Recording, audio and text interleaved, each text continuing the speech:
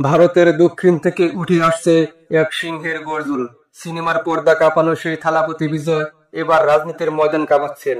নরেন্দ্র মোদীকে ফ্যাসিস্ট বলে চ্যালেঞ্জ ছুড়ে দিয়েছেন। ঘোষণা দিয়েছেন 2026 সালের নির্বাচনে তিনি একাই লড়বেন। লাখো মানুষের উচ্ছ্বাস, সিনেমাটিক ডায়লগ আর আগুন জ্বলা বক্তৃতা। তামিল রাজনীতিতে কি সত্যি নতুন সূর্যের আগমন হতে যাচ্ছে? আমরা যত ভারতের সমালোচনা করি, একটা বিষয় সত্য, ভারতের চলচ্চিত্র অঙ্গনের শিল্পীরা সবসময় জনগণের পাশে দাঁড়ান, দুর্দিনে অনুদান দেন, সমাজের কাজে এগিয়ে আসেন।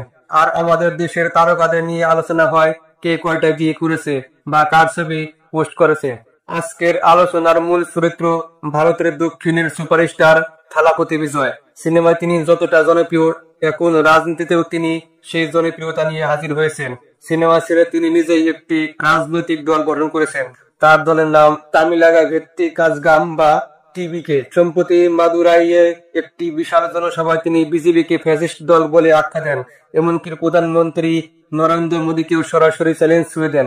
তিনি ঘোষণা দেন 2026 সালের তামিলনাড়ুর বিধানসভা নির্বাচনে তার দল এককভাবে লড়বে, কোনো জোট যাবে না। জনসভায় তিনি সিনেমার মতোই শক্তিশালী ডায়লগ দেন। তিনি বলেন, একটা সিংহ সবসময় সিংহই থাকে, তার গর্জন উঠলেই 8 কিলোমিটার পর্যন্ত প্রতিধ্বনি ছড়িয়ে পড়ে।